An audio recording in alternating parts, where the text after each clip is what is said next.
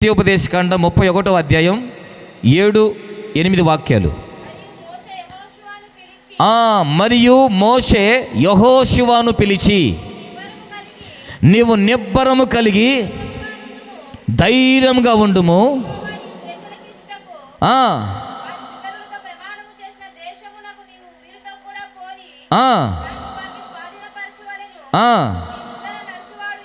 అదుగో నీ ముందర నడుచువాడు యెహోవా, ఆయన నీకు తోడై ఉండును, ఆయన నిన్ను విడువడు, నిన్ను ఎడబాయడు. హల్లెలూయా. మోషేను యెహోషువను దేవుడు గొప్ప చేయటం ప్రారంభించాడట. ఎలా గొప్ప చేస్తా ఉన్నాడంటే ఒక్కొక్క అనుభవం మీకు తెలియజేస్తున్నాను. ఈ పూట మరొక మాట చెప్తున్నాను. దేవుడు యెహోషువను గొప్ప చేస్తూ ఎలా వచ్చాడంటే, ఇంకొకటిగా అతని ముందు నడుస్తూ, ఏమిటి, యెహోషువకు ముందు నడుస్తున్నాడట. ఎవరైనా యెహోషువ ముందు నడిచేది ఈ సాంప్రదాయాలు కాదు, యెహోషువ ముందు నడిచేది కుల ఆచారాలు కాదు, యెహోషువ ముందు నడిచేది లోక సంబంధమైన పద్ధతులు కాదు. సాక్షాత్తు జీవము కలిగిన దేవుడే యెహోషువ ముందు నడుస్తూ ప్రజలందరి కన్నుల ఎదుట యెహోషువను గొప్ప చేస్తూ ఉన్నాడట. హల్లెలూయా. అంటే దేవుని యొక్క ఉద్దేశం ఏమిటంటే, నీ ముందు నా దేవుడు నడవాలి, నీ కుటుంబం ముందు నా దేవుడు నడవాలి. ఆయన నీ ముందు ఉంటే నువ్వు ప్రజలందరి ఎదుట గొప్ప చేయబడటం ప్రారంభించబడతావు. హల్లెలూయా. కొంచెం ఆలోచన చేయండి. ఈ రోజున మన ముందు ఏమి నడుస్తున్నాయి? ఏమండి, ఏమి నడుస్తున్నాయి మన ముందు? చాలామంది మనల్ని మనం గొప్ప చేసుకోవటానికి రకరకాలుగా వాళ్ళ ముందు ఏవేవో నడుస్తూ ఉంటాయి కదా. నిన్న మాటలు అర్థమవుతున్నాయా? ఇప్పుడు వెనక ఉన్నోడు గొప్పోడు అనిపించుకోవాలని ముందు ఎవరిని పంపిస్తుంటాడు? కొన్ని కుక్కలు నడుస్తూ ఉంటాయి. దయచేసి నా మాటలు అర్థమవుతున్నాయా? వారి ముందు కొన్ని రథాలు నడుస్తూ ఉంటాయి, వారి ముందు ఒక సైన్యం నడుస్తూ ఉంటుంది. ఆ ముందు ఉన్న సైన్యాన్ని బట్టి వెనకొచ్చేవాడు గొప్పోడు అని లోకము గుర్తిస్తూ ఉంది. కానీ ఆత్మ సంబంధంగా నా దేవుడు ప్రజలందరూ ఎదుట నిన్ను గొప్ప చెయ్యాలి అని అంటే ఆయన నీ ముందు నడవాలని కోరుకుంటున్నాడు. దేవునికి స్తోత్రం. హల్లెలూయా. ఆయన నీ ముందు నడిస్తే ఎర్ర సముద్రమే అడ్డొచ్చినా ఏకరాశి అయిపోద్ది, సమస్యలు ఎదురైనా తొలగిపోతాయి, బంధువులే వచ్చినా యెహోవా ఏరే. ఏమంటే నా మాటలు అర్థమవుతున్నాయా? ఆయన నీ ముందు నడిస్తే నీ ఎదుట ఏది నిలబడదో, అది అప్పైనా, అది రోగమైనా, అది సమస్య అయినా, అది ఇంకోటి ఏదైనా సరే, ఆయన నీ ముందు నడిచినంత కాలం నా దేవుడు నిన్ను తల ఎత్తుకొని తిరిగేటట్లుగా ప్రజల అందరి ఎదుట నిన్ను గొప్ప చెయ్యునుగాక. హల్లెలూయా. ఇంతకాయన మన ముందు నడిచాయన ఎవరైనా మీకు చాలామందికి తెలీదు. మన ముందు నడిచాయన ఎవరో తెలియట్లే మీకు. ఆయన్ను పక్కన పెట్టి ఏదేదో పెట్టుకుంటున్నారు మీ ముందు. అందుకే మన జీవితాలు ఏడో గొప్ప అవుతున్నాయి, చివరికి ఎందుకు పనికిరాని స్థితికి వెళ్ళిపోతున్నాయి. నేను అంటాను, నీ ముందు నడిచి ఆయన ఎవరో అది నువ్వు గుర్తుపట్టాలి. ఎవరో తెలుసు? ఆయన ఎర్ర సముద్రాన్ని ఏకరాశిగా చేయగలిగిన వాడు, ఆయన నోటి మాట చేత శూన్యములో సృష్టిని కలుగ చేయగలిగిన వాడు, ఆయన అరచేతిలో సముద్రాన్ని మూట కట్టగలిగిన వాడు ఆయన. హల్లెలూయా.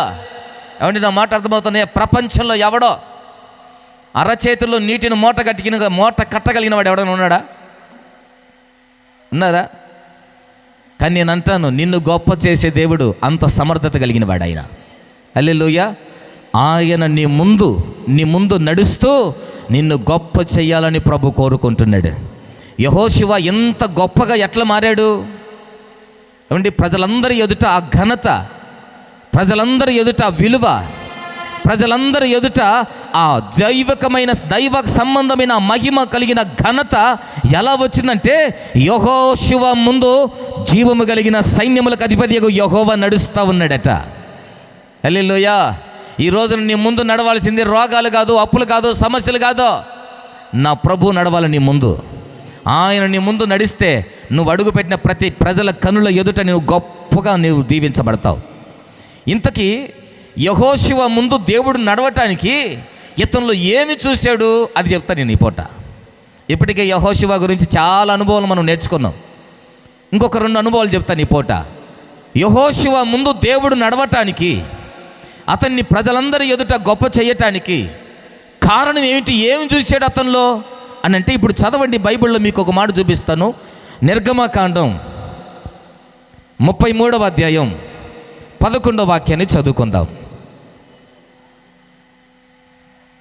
నిర్గమకాండం 33వ అధ్యాయం 11వ వాక్యం. మనుష్యుడు తన స్నేహితుడితో మాట్లాడినట్లు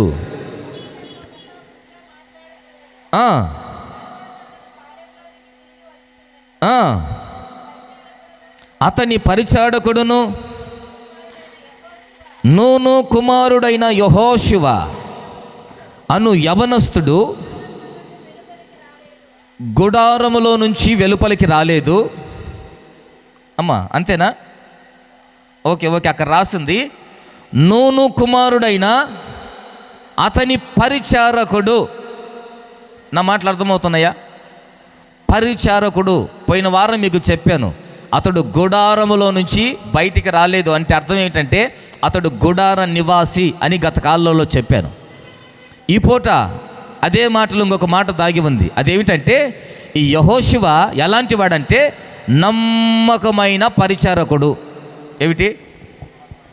నమ్మకమైన పరిచారకుడు. అందుకే దేవుడు యెహోషువను గొప్ప చేయటం ప్రారంభించాడు.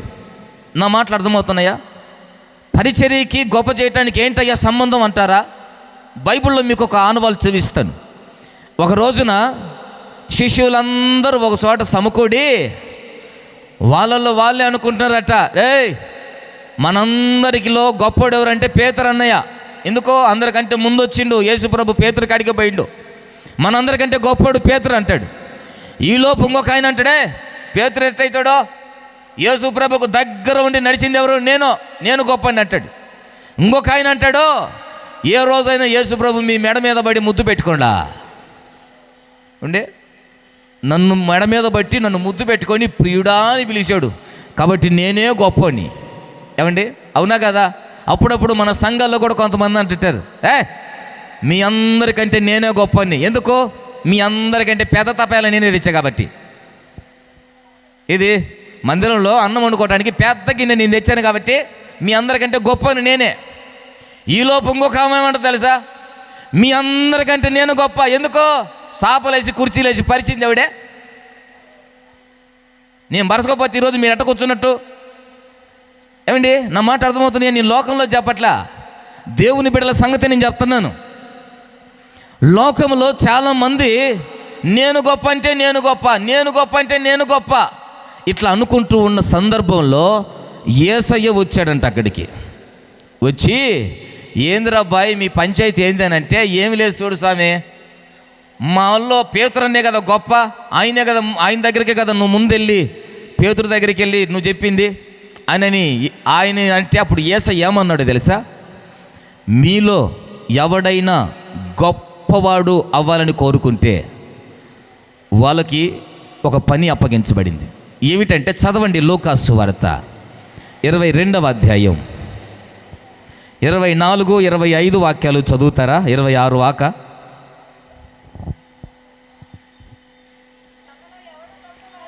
అదిగో తమలో ఎవడు గొప్పవాడుగా ఎంచబడునో అని వివాదం అని ఒక కొట్లాట వారిలో పుట్టింది. ఆయన వారితో ఇట్లా అంటున్నాడు,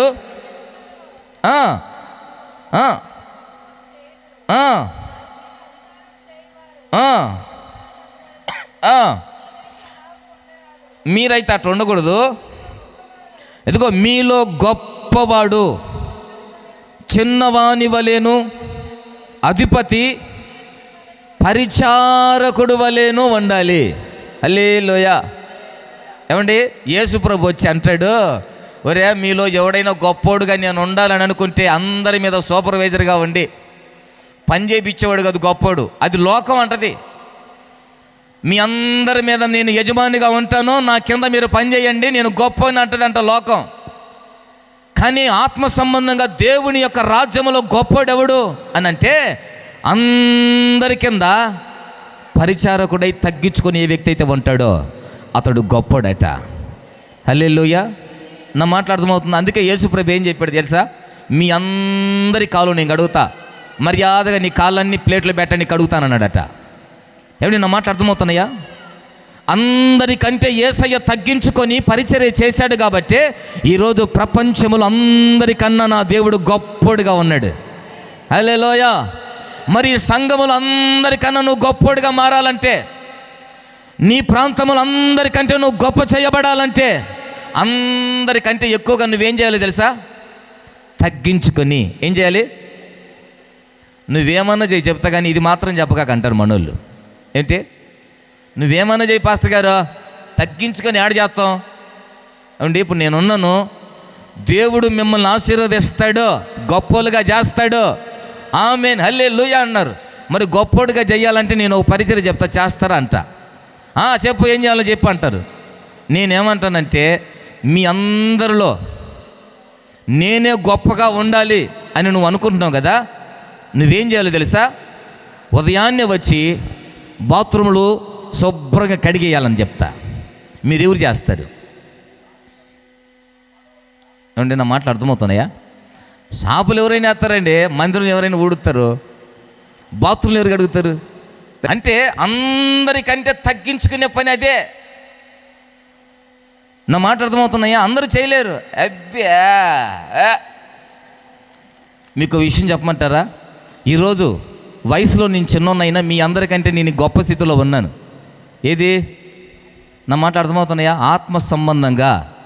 ఒకవేళ నాకంటే శరీర సంబంధంగా మీకు బిల్డింగ్లు ఉండొచ్చు, నాకంటే మీకు బంగారపు దండలు ఉండొచ్చు, ఎన్ని ఉన్నా కానీ ఆత్మ సంబంధంగా దేవుడు మీ అందరికంటే కొంచెం గొప్ప స్థితిలో పెట్టాడు. ఏంటి? దైవ సేవకునిగా. ఆమేన్. ఈ గొప్పతనం నాకు ఎట్లా వచ్చిందని అంటే, అందరికన్నా తగ్గించుకొని నేను విశ్వాసిగా ఉన్నప్పుడు బాత్రూములు గడిగేవాడిని. నా మాటలు అర్థమవుతున్నాయా? ఎప్పుడైతే తగ్గించుకొని చేస్తామో అందరికన్నా దేవుడు నిన్ను గొప్పడిగా చేస్తాడు. ఇప్పుడు ఇక్కడ రాసిన మాట కూడా అదే. నూను కుమారుడైన యెహోషువ ఎవరంటే నమ్మకముగా పరిచర్య చేసేవాడు. అందరికన్నా తగ్గించుకున్నాడు, నమ్మకంగా పరిచర్య చేస్తున్నాడు. ఈ రోజున నువ్వు నమ్మకస్తుడిగా నువ్వు పరిచారకుడు అయి ఉండాలి, నమ్మకమైన పరిచారకుడు అయి ఉండాలి. దీంట్లో 2 విషయాలు ఉన్నాయి. ఒకటి నమ్మకత్వం ఉంది, 2 పరిచర్య ఉంది. అంటే ఒకటి నువ్వు నమ్మకంగా కనబడాలి, రెండోది నీకు అప్పగించబడిన పరిచర్య నువ్వు చెయ్యాలి. దేవునికి స్తోత్రం. దేంట్లో నమ్మకంగా ఉండాలి? దేవుడు నీకు ఏదైతే ఇచ్చాడో, దేవుడి ద్వారా ఏదైతే నువ్వు పొందుకున్నావో, దేవుని ద్వారా ఏదైతే నువ్వు అనుభవిస్తూ ఉన్నావో దానిలో నువ్వు నమ్మకమైన వ్యక్తిగా నువ్వు ఉండాలి. హల్లెలూయా. దేవుడు నీకేమిచ్చాడు? ఒక ఆత్మీయ జీవితం ఇచ్చాడు, ఒక విశ్వాసం ఇచ్చాడు, దేవుని సన్నిధిలో ఒక పరిచర్య ఇచ్చాడు. దాని విషయంలో నువ్వు నమ్మకమైన వ్యక్తిగా నువ్వు దేవునికి కనబడదువుగాక. హల్లెలూయా. ఎప్పుడైతే ఈ అనుభవం నీకు ఉంటుందో దేవుడు నిన్ను నీ ప్రజలందరి కన్నుల ఎదుట నిన్ను గొప్ప చేయటం ప్రారంభిస్తాడు. దేవునికి స్తోత్రం. కానీ నేనంటాను, ఈ రోజుల్లో నమ్మకస్తులు ఏడున్నారండి? లోకములో ఎక్కడికైనా వెళ్ళి ఎతికండి, నమ్మకత్వం దొరకట్లా. ఏం దొరకట్లా? ఒకప్పుడు దొరికేది నమ్మకత్వం. ఈ కరోనా దాటిన తర్వాత అసలు నమ్మకత్వం ఏడైనా ఉందా అని చూద్దామంటే కనుచూపు మేరలో కనబడట్ల అసలుకి నమ్మకత్వం. ఏమైపోతుంది? ప్రజలలో కోల్పోతుంది నమ్మకత్వం. అందుకే దేవుని చేత గొప్ప చేయబడిన అనుభవాలలో ఈరోజు చాలామంది ఆ మేలును అనుభవించలేకపోతున్నారు. నేనంటాను, నువ్వు దేవుని సన్నిధికి వచ్చి ఇప్పుడు దాకా ప్రార్థన చేసావు, అయ్యా మా కుటుంబ పరిస్థితులు ఎలా ఉన్నాయి, అయ్యా మా జీవితాలు ఎలా ఉన్నాయి, మేము అడుగంటే అడిపోయినాం, చల్లారిపోయినాం, మేము పడిపోయినాం, మరలా మేము లేవనెత్తబడాలి, మరలా మా ప్రాంతంలోనే ప్రజలందరి ఎదుట మేము గొప్పగా ఉండాలి అని నువ్వు దేవుని సన్నిధిలో ప్రార్థన చేసావు కదా. ఈ ప్రార్థన నా దేవుడు అంగీకరించి నిన్ను గొప్ప వ్యక్తిగా నిన్ను చేయాలంటే, నీ స్థితిని మార్చాలంటే నువ్వు దేవునికి ఎలా కనబడాలో తెలుసా? నమ్మకమైన పరిచారకుడిగా నువ్వు కనబడాలి. దేవునికి స్తోత్రం, హల్లెలూయ. ఎట్లా కనబడాలి? దేవుడు కూడా చూస్తున్నాడట. ఎవరి కొరకు? ఒక్కరన్నా నమ్మకంగా నా కొరకు జీవిస్తారా అని దేవుడు ఆకాశం నుంచి చూడటం ప్రారంభించాడట. నేను చెప్పేది కట్టుకథ కాదు, కావాలంటే మీరు చదవండి. కీర్తనల గ్రంథంలో రాసి ఉంటుంది. 101వ కీర్తన 6వ వాక్యం. అదిగో నా యొద్ద నివసించినట్లు దేశములో నమ్మకస్తులైన వారిని నేను కనిపెట్టుచున్నాను. ఆయన కోరుకుంటున్నాడు, నా ద్వారా గొప్ప చేయబడాలి, నా ద్వారా ఘనత పొందాలి, నా ద్వారా మీరు మీ కుటుంబాలు హెచ్చించబడాలి అని దేవుడు ఎదురెదురు చూస్తూ ఉంటే ఒక్కరు కూడా నమ్మకమైన వారు కనబడట్లేదంట నా దేవునికి. మరి ఎట్ట తయారయ్యారా అంటే నేను అంటాను, ఈ రోజుల్లో అందరూ యేసయ్యకు కట్టపల తప్ప నమ్మకమైన వాళ్ళు దొరకట్లా. అందరూ కట్టపల తయారైపోయారు. నీకు యేసయ్య అంటే ఒక నమ్మకము పుట్టాలి. నమ్మకం నీకు పుట్టకపోతే దేవునికి నువ్వు నమ్మకంగా నిలబడలేవు. ఆయనకు నమ్మకస్తుడిగా నువ్వు కనబడకపోతే ఆయన ఏదైనా తీసి నీకు ఇవ్వలేడు. నా మాట అర్థమవుతుందా? నీకు ఏదైనా ఇవ్వాలి అంటే నీలో నమ్మకత్వాన్ని దేవుడు చూస్తాడు. దేవునికి స్తోత్రం. మరి దేవుడు నీకు ఇచ్చాడు కదా ఒక ఆత్మీయ జీవితం, దేవుడు నీకు ఒకటి ఇచ్చాడు కదా పవిత్రంగా జీవించే అనుభవం, దేవుడు నీకు ఇచ్చాడు కదా పవిత్రంగా దేవుని ప్రార్థన చేసే అనుభవం. మరి వీటిలో ఎంతవరకు నువ్వు నమ్మకంగా ఉన్నావు? కొంచెం ఆలోచన చేయి. నమ్మకంగా దేవుణ్ణి వెంబడిస్తున్నావా? నమ్మకంగా నీ ఆత్మీయ జీవితాన్ని నువ్వు కాపాడుకోగలుగుతున్నావా? నమ్మకంగా దేవుని సందులో జీవించగలుగుతూ ఉన్నావా? కొంచెం ఆలోచన చేయండి. ఈ రోజున ఎందుకు మనం చేతులారా పోగొట్టుకుంటున్నామంటే నమ్మకత్వం లేక. దేవుడు నిన్ను నమ్మి ఒక రక్షణ ఇచ్చాడు. దేవుడు నిన్ను నమ్మి ఎన్నో కొన్ని గొప్ప కార్యాలు నీ జీవితంలో చేశాడు. మరి నువ్వు దేవునికి నమ్మకంగా కనబడుతున్నావా? నమ్మకమైన వ్యక్తిగా నువ్వు కనబడితే దేవుడు నీకు ఒక అధికారం ఇస్తాడు. కావాలంటే మీరు చదవండి. నెహెమ్యా గ్రంథం 7వ అధ్యాయమా 2వ వాక్యంలో ఉంటుంది. నెహెమ్యా గ్రంథం 7వ అధ్యాయం 2వ వాక్యం.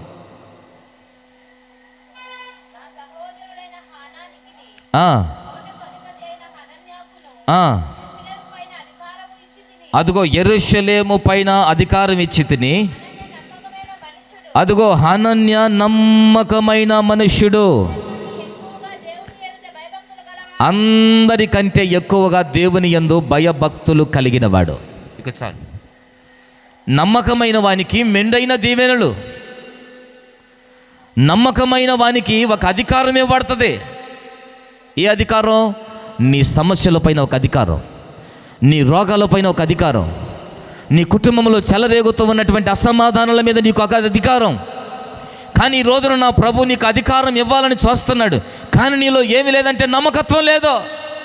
నువ్వు యేసయ్య దగ్గరకు వచ్చి నువ్వు మరలా లోక సంబంధమైన వ్యక్తులను నువ్వు ఆశ్రయిస్తే యేసయ్యను వెన్నుపోటు పొడిచిన దాంతో కంటే భయంకరమైన ప్రమాదం అదే. నా మాటలు మీకు అర్థమవుతున్నాయా? ఎవరైనా మనకు ఒక నమ్మక ద్రోహం చేస్తే జీవితంలో ఏమనుకుంటాం? జీవితంలో దగ్గర కూడా చేర్చకూడదు అనుకుంటాం. ఇప్పుడు యేసు ప్రభు దగ్గరకు వచ్చి ఆయన సన్నిధిలో జీవిస్తూ అంతో ఇంతో మేలు అనుభవించి మరలా నువ్వు లోక సంబంధమైన ఆచారాల వైపు, లోక సంబంధమైన పద్ధతుల వైపు, లోక సంబంధమైన మనుషులు చెప్పినట్టుగా జీవిస్తే యేసయ్యను వెన్నుపోటు పొడిచిన దాంతో సమానం. అందుకే నేను అంటాను, యేసయ్యను అలాంటి చేయకుండా కొంచెం నమ్మకంగా బ్రతకండి. నా దేవునికి నువ్వు నమ్మకంగా బ్రతకగలిగితే నిశ్చయముగా నా దేవుని ద్వారా నువ్వు గొప్ప చేయబడతావు. హల్లెలూయా. ఆయనకి నమ్మకంగా కనబడితే చాలంతే, అంతే. ఆ నమ్మకంగా కనబడగలిగిన సామర్థ్యం నీలో ఉంది. కానీ నువ్వు బయటికి తీస్తే ఏమిటి? సర్దు చెప్పుకోవటం మానేసి బయటికి తీసి నమ్మకంగా బ్రతకడం నేర్చుకో.